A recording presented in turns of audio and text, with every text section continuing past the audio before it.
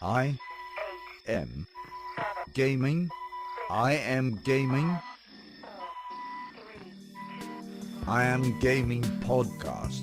Hey everybody, my name is Ivica. Thank you so much for being on the latest episode of I'm Gaming podcast.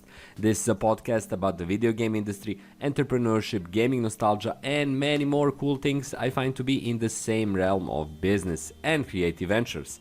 Like always, in each episode, a huge thanks goes to my Patreon supporters. All of you make this podcast possible. Please check out my supporters and their amazing ventures in the description below.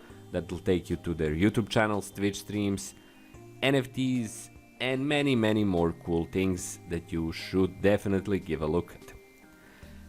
If you too would like to support me, please check out my Patreon page, which is in the description below. This is episode 115, and it's going to be another crypto-based episode. Last one was about NFTs and why a lot of people are promoting them, in my view, in a really shoddy, unthink-through way. This one will be about something that you might have experience with, and it's going to be about your crypto tokens holdings. If you are fortunate enough or wise enough or entrepreneurial enough to have bought crypto a few years back, you're probably pretty well off right now, especially if you didn't sell it immediately in the first, second, or whichever crypto winter or downturn that the market saw since then. However, a lot of people, and I know from direct experience, choose to keep their wallets as a basically bank account that is not used.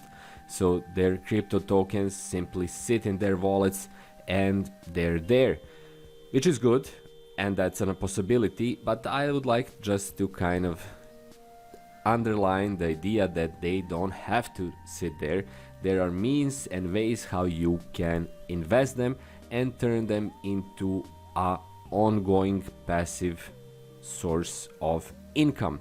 Now, this is a big disclaimer. I'm not here to offer you financial advice. I have no clue about finance.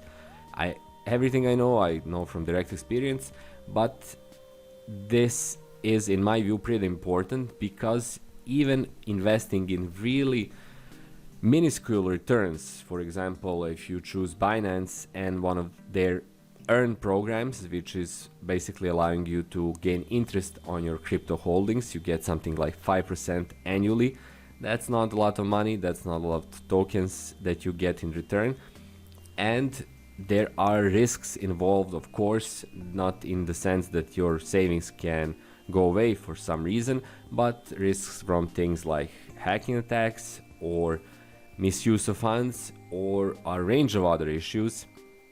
And of course, there are many other programs that are much riskier, much dicier, and offer things like yield farming or staking. Everything of those alternatives comes with a potential risk. However, I think it's important for you to still be aware of these options and check them out nonetheless, because essentially, and that's a big benefit of crypto, you can divide your holdings and take something like 10% of your current holdings and place it somewhere where it will generate interest. With a lot of risk, with fewer risks, who knows, but still it will be able to make additional money from your crypto. Again, I know that a lot of programs look like they offer really minuscule options. For example, the program that Coinbase was creating, which was essentially a way to lend money to other users, envisioned something like 4% return for anyone who stakes their crypto. However, because of the SEC decision in the US regulators, that program is gone and not viable anymore, which is sad. Coinbase is one of the biggest providers and most secure, in my opinion, of digital wallet services. There are still many others. Of course, yes, some of these might be eventually something of a scam or something of a really unstable nature or something that's really prone or open to malicious activity that could see you lose your coins. So yes, the safest bet remains not to invest in anything, but the same thing applies to your regular finance. And the history of the world and history of the last couple of 100 years shows that it is still wise to invest to a point, and of course not to all of your holdings, but again, you have the ability to take 5%, 2%, 10%, however much, and try some of these programs out. Worst case, you lose that 10%, it's going to be really heartbreaking for you, but still 90% of your holdings in crypto will be safe.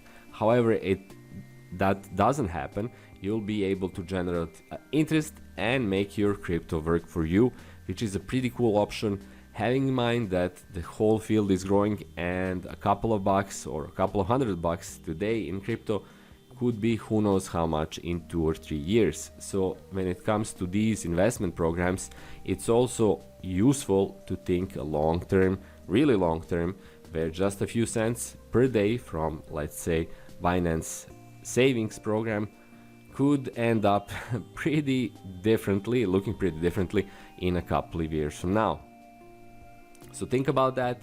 Consider that your crypto tokens don't have to just sit in your wallet.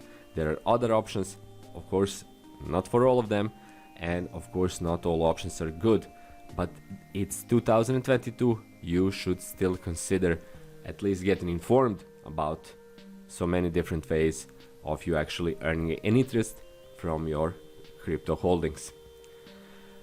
That's all for this episode. Thank you so much for listening. I'm really happy that you checked it out. If you're a first time viewer, please consider subscribing. If you want to support my podcast, please do that through Patreon. And I'll see you on my next episode exactly 7 days from now. Until then, bye bye.